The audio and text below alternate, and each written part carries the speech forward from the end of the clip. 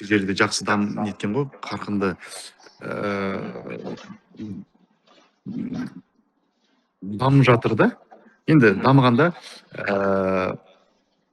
атақты болып кетті ғой енді. Сол Ертұран композициясын мысалға жастар тартып әлеуметтік желіге түрлі мысалға өздерінің сол Ертұранды тартып жатқан видеоларын салады, немесе тренировка жасап жатыр, спорт саласында барлық мынау мүмкіндігімізше нетеміз ғой енді, қараймыз ғой енді әлеуметтік желіні. Сол кезде мен байқаймын, жастардың қызығушылығы өте жақсы, тартымды, көз қуантарлық жағдайда. Бірақ бұл жерде мынау авторлық кейде нәрселер сақтамайды да бұлар. Салат Ертұран дейді, бірақ авторын белгілемейді деген сияқты нәрселер. Енді бұның бәрінде мысалға біз авторлық шектеу бізде бар. Мысалы ютубқа шалса блок қояды, инстаграмға салса тоже блокировать ететін жағдайлар бар деген сияқты. Бірақ жастардың қызығушылығы өте мықты, өте жақсы. Соңғы концертімізге бір 60% ма сол жастар келді ғой концертімізге, филармонияда болған. Сондықтан әлеуметтік желінің бір пайдасы осы деп ойлаймын мен. Сонда неше 50% сіздің аудиториясы ол жастар, иә? Иә, одан да көп. 60% деп айтайыншы енді. Так, Мадияр, сізде сұрақ. Сіздіңше әлеуметтік желілердің алгоритмдері қазіргі таңда музыкалық трендтерді қалыптастыра ма, әлде академиялық өнер мен цифрлық үрдістерге тәуелсіз түрде аудиторияны талғам қалыптастыра ала ма? Иә, өйткені міне қараңыз, мысалға бұл алгоритмді енді болжауға болмайтын сияқты енді. Бір жағынан енді анализ жасап былай жүйеге келтіруге болады, алгоритмді қойыпшы. Бірақ дегенмен де менің ойымша мысалға көбінесе енді мысалға сіздің жасаған подпискаңызға байланысты ғой. Сосын сіз не көресіз, ол алгоритм соны сізге беріп отырады. Дұрыс па? Дұрыс. Егер сіз мысалға менің парақшама кіріп бір дәстүрлі нәрсе көрсеңіз, ол келесіде бір қайталанып отыруы мүмкін. Сондықтан бір жағынан ол енді таңдауға байланысты жастардың. Бірақ дегенмен де бізде көбінесе эстрада, көбінесе сол би, тойдың айналасында жүрген музыкалар көп. Өте көп. Басым көпшілігі. Сондықтан бұл жерде мынау енді эстрадамен қосылған домбыра, басқа да музыкалық аспаптар арасында бар әрине. Бірақ дегенмен де көбінесе енді осындай той форматында сондай контенттер өте көп. Бірақ енді біздің мынау қоғамға әсері бар. Бізде негатив көп, мысалға. Оның бәрі мысалға медиада бәрі сұрыпталып жүйелену керек. Оны мысалы медиа саласында жүрген порталдар салу керек, ондай нәрселерді дәріптеу керек. Олар хайп жинайды, олар подписчик жинайды, олар бір әйтеуір бір артистің нәскиі қызыл, ол анаумен ұрысып қалды, мынаумен ажырасты, мынаумен бүйтіп қалды деген қызығырақ та оларға. Мысалға, мен өзім ондай қарамаймын мысалы. Сосын құптамаймын ондай нәрселерді. Бізге қазіргі жастарға рухани азық беретін ақпараттар көп қажет болады. Көп қажет етеді. Соны көбірек салса, онда алгоритм соны көбірек насихаттайды деп ойлаймын. Сондықтан сондай контенттерге көп басым беру керек. Личный бренд дейтін туралы ше. Мысалы, қазіргі таңда музыкант үшін әлеуметтік желілерде жеке бренд қалыптастыру қаншалықты маңызды сіздің ойыңызша? Әлеуметтік желіде бренд қалыптастыру. Иә, ол әлеуметтік желіде бәрібір әлеуметтік желі, ол мысалға айтып отырмын ғой. Мысалы сіз Инстаграм создавать еттіңіз, иә, сосын ішіне кірдіңіз, болды, сіз уже сол әлеуметтік желінің бір несі болдыңыз ғой енді. Былай қарап тұрсаңыз, жертвасы дейсіз ғой енді. Бәрібір ол әлеуметтік желіге сіз кірдіңіз, бәрібір соны қарайсыз. Сондықтан сіз кез келген, мысалға, сіз Мадияр болсын, сіз болсын да, например, екеуіңіз бір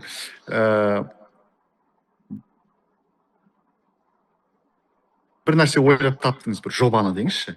Жобаны ойлап таптыңыз, оған логотип ойлап таптыңыз, брендбук дейді ғой енді, соған қаптап бәрін әдемілеп тұрып, жарнамасын жасап, соны насихаттап, әдемілеп тұрып, бәленбай миллион ақша құйып, соны насихаттасаңыз, ол әрине ол маған немесе кез келген әлеуметтік желіге жаңа кірген жас буын болсын, кәрі болсын, қарайды да, ол соның жертвасы болады. Бір жағынан маркетинг. Сіздер де ол, мысалы, өзіңіздің брендіңізді маркетинг арқылы жүргізіп отырып, оны насихаттасаңыз, бәрібір сіз бренд қалыптастырасыз. Әлеуметтік желі арқылы. Сондықтан бәрібір біз айналып келген кезде біз тәуелдіміз. Бірақ бұның айтып отырмын ғой, ұтымды жағы бар, ұтымсыз жағы да бар. Көрдіңіз ба? Қалай? Жертва маркетингі. Барасыз, ойбай, кейде мен де өзім алданып қаламын, қалай ол деп. Сөйтсе барасыз да, ол әйтеуір қызықтыру үшін арзан бағада жазып қояды да, сосын келген кезде оның ішіне мынау кіреді, сонда сіздің бағаңыз мынандай болады дейді. Екі есе сізге соны шығарып тұрады. Сіз бәрібір келгеннен кейін жарайды, жасата салайын дейсің да, ала салайын дейсің да. Сол көрдіңіз ба? Бәрібір сіз бренд қалыптастыру арқылы, осындай маркетингтің бір мықты функциялар арқылы, жүйесі арқылы, осыны жүргізу арқылы бренд қалыптастырасыз. Кез келген нәрседе. Сондықтан мен ойлаймын, осы нәрселерді, мынау күй, ән, жыр, осы біздің түрлі жанрларды, немесе бір үлкен бір сондай концерт болсын, жоба болсын, басқа да жобалар арқылы қалыптастырып, осыны насихаттау керек. Көбірек. Енді мен білмеймін, мүмкін сол салада жүргеннен кейін осыны алға қоямын. Иә, кейде мысалға біз мынау, сіз кафеге барасыз, ресторанға барасыз, кез келген жерге барасыз, күй ойнаса, ән, жыр ойнаса, ол бізге құлаққа үнемі күнде құйыла береді. Сосын біздің құлағымыз мынау жалпы сіздің мынау есту аппаратыңыз, сосын көру, сезу, бүкіл барлық мүшелеріңіз, жан дүниеңіз соған үйренеді. Өйткені ішіндегі генетический код бәрібір оянады. Сондықтан біз бренд қалыптастырғанның өзінде де осындай қазақи дүниелерді беріп салып насихаттап отыруымыз керек. Әлеуметтік желі арқылы. Деп ойлаймын мен енді. Менің ойым солай. Сіздің ойыңызша аудиторияны тартудың қандай құралдары, мысалға тікелей эфир, интерактив, бэкстейдж ең тиімді деп санайсыз осылардың ішінде? Барлығында тиімді пайдалану керек. Мысалға, егер сіз тікелей эфир қоссаңыз, оның өзінің бір мүмкін уақыты болады. Мысалға, сіз егер шетелмен шықсаңыз, оның сағат айырмашылығын есептеуіңіз қажет.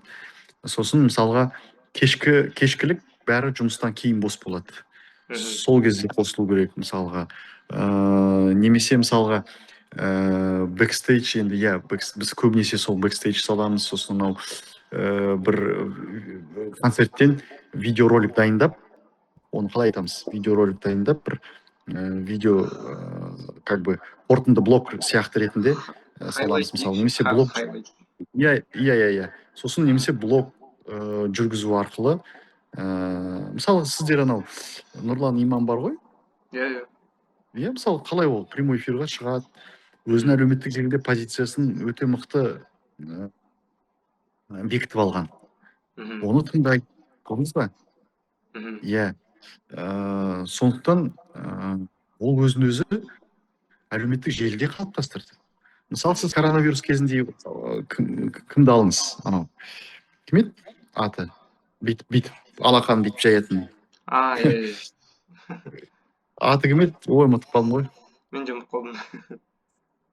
Нигериядан, Нигериядан иә, Келиан кім еді?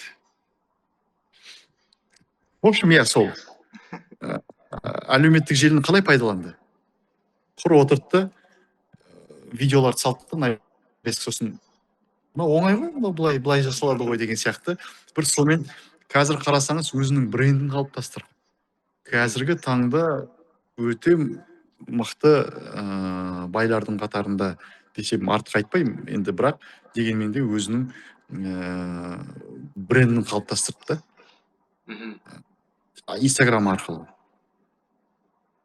Вот, сондықтан ол осындай мысалға әлеуметтік желіге жиі шығудың арқасында өзін мысалға, бірақ бұл жерде көрдіңіз ба, андай нәрсе бар да, оны тәтті тағамды жақсы жасап, оны әдемілеп тұрып ұсынсаң, оны жейді да адам. Сол сияқты мына жігіт, Нигериядан жігіт дұрыс ұстап алды да, өзінің бір стилін, ерекшелігін дұрыс ұстап алды да, соны дұрыс бағытта әдемілеп тәтті қылып бір жеткізді, көрді, оны бәрі көрді, соны кәдімгі жұтып үлгерді да, содан ол атақты болып кетті. Көп ондай мысалдар өте көп әлеуметтік желіде, осындай трендке айналып кеткен нәрселер өте көп. Иә, сондықтан мен ойлаймын да, ол өте жақсы деп ойлаймын мен, бір жағынан. Осындай, егер сен мысалға өзіңнің брендіңді алдағы уақытта енді қалыптастырсаң, онда жиі осындай әлеуметтік желіге шығу керек, уақыт табу керек, оған көңіл бөлу керек, оны зерттеу керек. Бірақ дегенмен де көп ресурсын кетіп қалады. Адамның көп ресурсы кетіп қалады. Оның баланың атын есіме келді, Хаби Лейм. Иә. Так, онда бізде соңғы сұрақ, әлеуметтік желілер арқылы өз музыкасын насихаттау келетін жас музыканттарға қандай кеңес берер едіңіз? Қандай кеңес? Әлеуметтік желіні дұрыс пайдалану, бірақ анандай бір енді жарайды, біреу ақша табу, иә, көздейді. Біреу мысалға өзінің позициясын орнықтыру арқылы, мысалы менің балам өзі де қазір андай да, YouTube блогер жүргізеді да, енді YouTube анандай өздерінің каналын жүргізеді. Мысалы мен айтамын да, енді оны дұрыс, ұтымды пайдалан, өзіңнің мысалға күнделікті істеп жүрген нәрселеріңді дұрыс сал, өзің тәжірибеңмен бөліс, сондай нәрседе, бірақ жақсы жағынан, тек жақсы жағынан пайдаланып жүрек. Өзіңе де пайда алып келетін, и қоғамға да пайда алып келетін. Жақсы, біздер қуаныштымын сізбен сөйлесуге. Мен де қуаныштымын. Уақыт бөліңізге үшін рахмет. Сізге мың алғыс. Сіздің концертіңізге келеміз. Біз бұйырса. Астанада болса. Бұйырса. Жақсы, иә. Жазылыңыздар енді бізге. Тұран этнофольк ансамблі деп жаз, сосын маған да жазылып қойыңыздар. Сол енді. Жақсы. Рахмет. Сау болыңыз. Жақсы, сіздерге сәттілік. Рахмет, сау болыңыз.